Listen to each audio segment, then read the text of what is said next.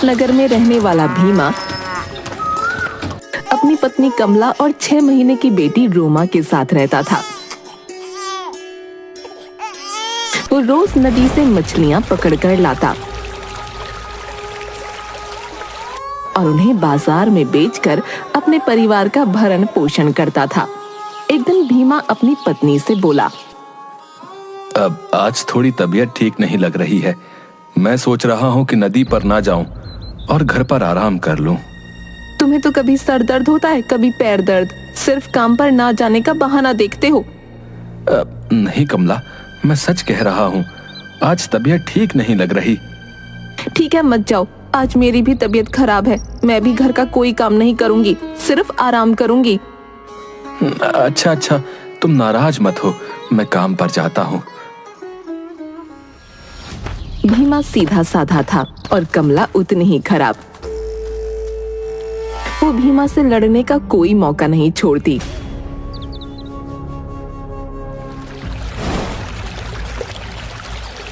भीमा नदी के तट पर मछलियों के लिए जाल डालकर बैठा था और खुद से बातें कर रहा था।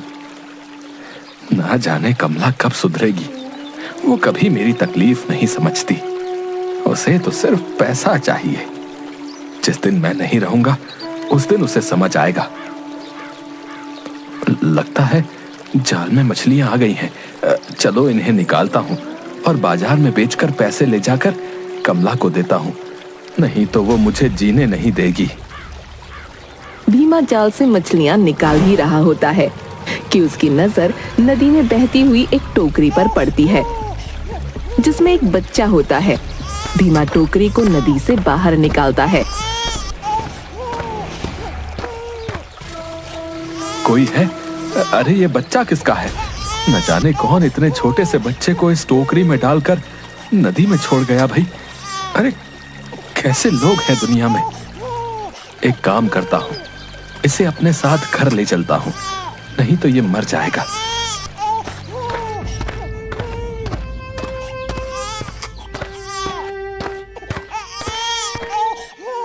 कमला कहाँ हो? देखो मैं क्या लाया हूँ।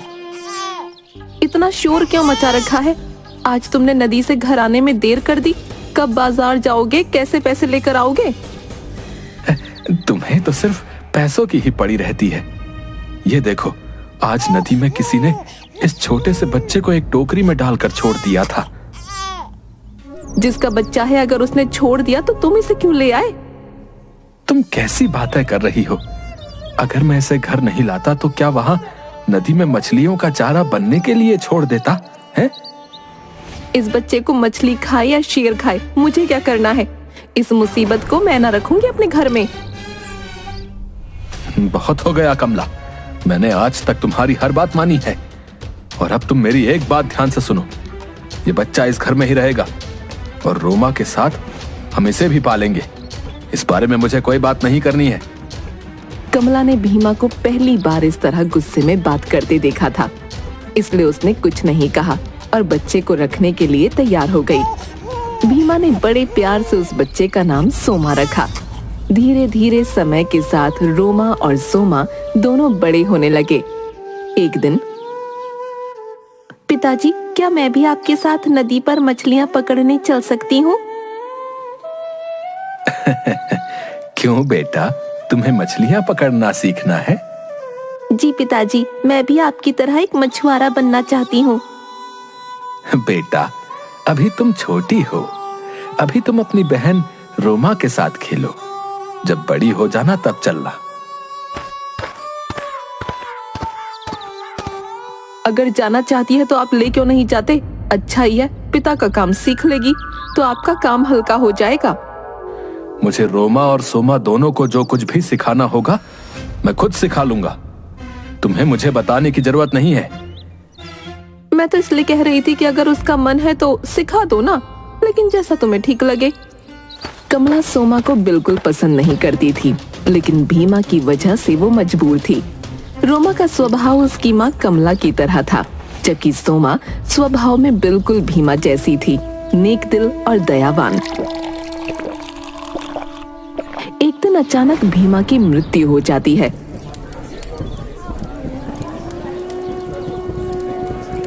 रोमा और सोमा बहुत दुखी होते हैं। बेटा रोमा, तू रो मत, ये तो नियति है, हम इसे बदल नहीं सकते। तुम्हारे पिता का साथ बस इतना ही लिखा था, तुम्हें हिम्मत रखनी होगी। हाँ माँ, लेकिन अब हम कैसे रहेंगे? हमारा घर कैसे चलेगा? पिताजी ही तो अकेले काम करने वाले थे। तू फिक्र मत कर, ये सोमा है ना, इसने तुम्हारे पिता से मछलियाँ पकड़ना सीखा था, अब से ये जाएगी मछलियाँ पकड़ने। हाँ माँ, मैं जाऊंगी पिताजी की जगह मछलियाँ पकड़ने, आप फिक्र मत कीजिए। बस बस, ज्यादा प्यार दिखाने की जरूरत नहीं है, तू ही जाएगी और कौन जाएगा। उस दिन से सोमा के तो जैसे दिन ही बदल गए। कमला उससे घर का सारा काम करवाती, मछली पकड़ने और घर के लिए पानी लेने नदी पर भेजती, लेकिन उसे हमेशा खाना बहुत थोड़ा सा देती। एक दिन नदी पर पानी भरने गई सोमा वहां बैठकर रो रही थी। पिताजी, आप मुझे छोड़कर क्यों चले गए? मुझे आपकी बहुत याद आती है। आपके सिवा कोई मुझसे प्यार नहीं करता। माँ तो मुझे ठीक से खाना भी नहीं देती। मैं क्या करूँ पिताजी? आप मुझे कोई रास्ता बताइए। लेकिन उसे कोई जवाब नहीं मिलता। वो घर आ जाती है। आ गई महारानी, नदी से पानी भरकर लाने में इतना वक्त लगता है क्या? माँ, पानी भरकर मटके भारी होते हैं, इसलिए मैं धीरे धीरे चलकर आती हूँ ताकि पानी गिर ना जाए। बस कर अपने बहाने, काम धाम ठीक से करती नहीं, खाना इतना खाती है। माँ, खाना तो आप मुझे आधा पेट देती हैं। जवाब देती है मुझे? रुक जा, तेरी अच्छे से मरम्मत करती हूँ, तब तेरा दिमाग सही होगा। और रोमा ये सब देखकर बड़ी खुश होती है। रोज सोमा नदी किनारे बैठकर पिता को याद करती और खूब रोती। एक दिन वो नदी किनारे बैठकर रो रही थी, तभी एक बूढ़ी औरत आती है। बेटा, क्या मुझे थोड़ा पानी पिलाओगी? हाँ अम्मा, जरूर पिलाऊंगी। आप पहले आराम से बैठ जाइए, मैं अपने घड़े से आपको पानी पिला देती हूँ। सोमा बूढ़ी औरत को उसकी इच्छा अनुसार पानी पिलाती है। तुम बहुत नेक दिल हो बेटी, तुमने मुझे पानी पिलाया, इसके बदले में मैं तुम्हें कुछ देना चाहती हूँ। मुझे कुछ नहीं चाहिए अम्मा। क्या तुम्हें किसी चीज की इच्छा नहीं? नहीं, मेरे पिताजी ने मुझे सिखाया था कि किसी की मदद बिना किसी लालच से करनी चाहिए। बूढ़ी औरत अपने दोनों हाथ जोड़ती है और वो एक परी बन जाती है। आप कौन हैं और ये आपने कैसे किया? सोमा, मैं इच्छा परी हूँ और मैं अपनी इच्छा से कोई भी रूप ले सकती हूँ। इच्छा परी? लेकिन आप मेरा नाम कैसे जानती हैं? सोमा, मुझे सब कुछ पता है। तुम रोज यहाँ बैठकर अपने पिता को याद करती हो और रोती हो, मैं सब जानती हूँ। मैं तुम्हें एक वरदान देती हूँ, आज के बाद तुम जब भी रोओगी तब तुम्हारी आंखों से आंसू की जगह हीरे जवाहरात गिरेंगे। लेकिन मैं उन हीरे जवाहरातों का क्या करूंगी? तो तुम्हें क्या चाहिए? मुझे कुछ नहीं चाहिए। ठीक है, मैं तुम्हें एक और वरदान देती हूँ। तुम्हारी आवाज कोयल जैसी सुरीली हो जाए, तुम्हारा गाना सुनकर इंसान अपने दुखों को भूल जाएगा। इतना कहकर परी गायब हो जाती है और सोमा पूरे रास्ते वो गाना गाती हुई अपने घर वापस आती है। उसे गाना गाना बहुत पसंद था और अब तो उसकी आवाज इतनी सुरीली हो चुकी थी कि वो खुद का ही गाना सुनकर खुश हो रही थी। घर आकर, आ गई महारानी, कहाँ लगा दी इतनी देर? माँ, आज नदी पर मुझे एक परी मिली थी। क्या बकवास कर रही है? भला परियां होती हैं? हाँ माँ, परियां होती हैं। अपनी बकवास बंद कर, घर का काम देख, घर कैसे गंदा पड़ा है। सोमा बर्तन साफ कर ही रही होती है कि उसके हाथ से एक कांच का बर्तन गिरकर टूट जाता है।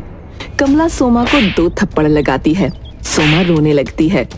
उसकी आंखों से आंसू की जगह हीरे जवाहरात गिरने लगते हैं। ये क्या? इसकी आंखों से आंसू की जगह हीरे जवाहरात गिर रहे हैं? हाँ माँ, इसकी आंखों से तो आंसू की जगह हीरे जवाहरात गिर रहे हैं। बताइए कैसे हो रहा है सब? सोमा खुद को संभालती है। माँ, मैंने आपसे कहा था ना, आज मुझे नदी पर एक परी मिली थी। उस परी ने मुझे आशीर्वाद दिया कि अब से जब भी मैं रोऊंगी मेरी आंखों से आंसू की जगह हीरे जवाहरात गिरेंगे। रोमा, आज नदी पर पानी भरने तू जाएगी, वहाँ बूढ़ी औरत को पानी पिलाकर तू भी वरदान ले आना। मैं जाऊंगी नदी पर, लेकिन मटका बहुत भारी होता है, मैं कैसे उठाकर लाऊंगी? तो ये छोटा सा मिट्टी का बर्तन लेकर जा और बूढ़ी औरत को इससे पानी पिलाना।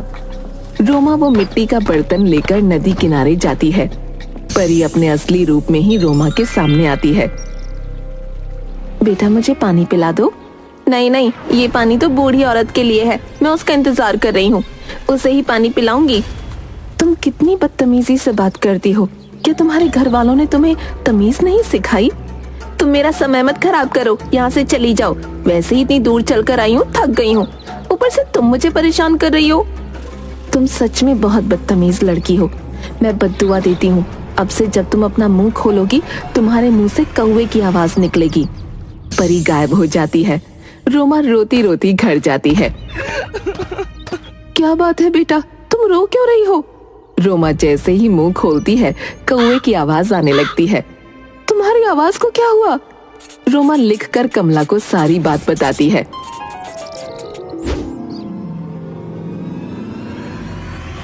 ये सब इस सोमा की वजह से हुआ है, इसने हमें पूरी बात नहीं बताई होगी, ये जानबूझकर ऐसा करती है। नहीं माँ, मैंने सब कुछ सच सच बताया था। कमला सोमा को मारकर घर से बाहर कर देती है। मैं क्या करूं? माँ को हमेशा मेरी ही बात गलत लगती है, भला मैं क्यों अपनी बहन का बुरा चाहूंगी? सोमा घर के बाहर पेड़ के नीचे लेट जाती है। थोड़ी देर बाद गाना गाने लगती है। परी के वरदान से वो अपना सारा दुख भूल जाती है। तभी वहां से रूपनगर का राजकुमार गुजर रहा होता है। वो सोमा की आवाज सुनकर आता है। उधर सोमा का गाना सुनकर कमला भी घर का दरवाजा खोल देती है और सोमा को घर के अंदर ले लेती है। घर में कोई है क्या? हाँ, किससे मिलना है? कौन हो तुम? मैं इस नगर का राजकुमार हूँ और यहाँ पर एक सुरीले गाने की आवाज सुनकर आया हूँ। वो गाना कौन गा रहा था? कमला अंदर आती है और रोमा को बाहर ले जाकर राजकुमार के सामने खड़ा कर देती है। राजकुमार, ये मेरी बेटी रोमा है, यही गाना गा रही थी। आपकी आवाज बहुत सुरीली है, आप बहुत अच्छा गाना गाती हैं। आपकी जादुई आवाज सुनकर मैं अपने सारे दुख भूल गया। क्या आप मुझसे विवाह करेंगी? कमला रोमा को चुप रहने का इशारा करती है। जरूर करेगी राजकुमार जी, इसके तो भाग्य खुल गए जो आप स्वयं विवाह का प्रस्ताव लेकर आए हैं। राजकुमार और रोमा के विवाह की तैयारियां शुरू हो जाती हैं। विवाह वाले दिन राज दरबार में सब विवाह के लिए उपस्थित थे। तभी मंत्री जी बोले, महाराज, आज बड़ा ही खुशी का दिन है। हमारे राजकुमार का विवाह हो रहा है और इस विवाह में शामिल होने के लिए दूर देश के राजा रानियां और हमारी प्रजा आई हुई है। अगर आपको उचित लगे तो मैं अपनी प्रजा की तरफ से एक अनुरोध करना चाहता हूं। बताइए मंत्री जी, आप क्या कहना चाहते हैं? महाराज, हमारी प्रजा चाहती है कि राजकुमार अपनी होने वाली राजकुमारी के जिस गुण के कायल हैं, उसकी एक झलक उन्हें भी मिले। जरूर मंत्री जी, आप सब एक बार रोमा की सुरीली आवाज सुन लेंगे तो अपने सारे दुख भूल जाएंगे। ये सब बातें सुनकर कमला और रोमा दोनों परेशान हो जाती हैं, क्योंकि इतने दिनों से जब भी राजकुमार रोमा से गाना गाने को कहता तो रोमा सिर्फ अपना मुंह चलाती और कमला सोमा से गाना गवाती थी। रोमा गाना घूम घूम कर गाती, जिसके कारण राजकुमार को कभी उस पर शक नहीं हुआ। पर आज उसकी पोल खुलने वाली थी। महाराज, इतने बड़े राज्य के राजकुमार की होने वाली पत्नी अपनी प्रजा के सामने गाना गाए, क्या ये उचित लगता है आपको? बिल्कुल उचित है। हम अपनी प्रजा को हमेशा अपने परिवार की भांति मानते हैं और अगर हमारी होने वाली वधू अपने परिवार के सामने अपने गुण को प्रस्तुत करेगी तो इसमें कोई शर्म की बात नहीं है। रोमा चुप थी। तभी, महाराज, प्राणों के लिए जीवन दान मांगता हूँ, लेकिन ये लड़की और इसकी माँ दोनों ही झूठे हैं। ये कभी किसी के सामने गाना नहीं गाएगी। मंत्री जी, आप क्या कहना चाहते हैं? महाराज, जब राजकुमार ने हमें इस लड़की के बारे में बताया तो मेरे मन में भी इस बात को परखने की उत्सुकता हुई।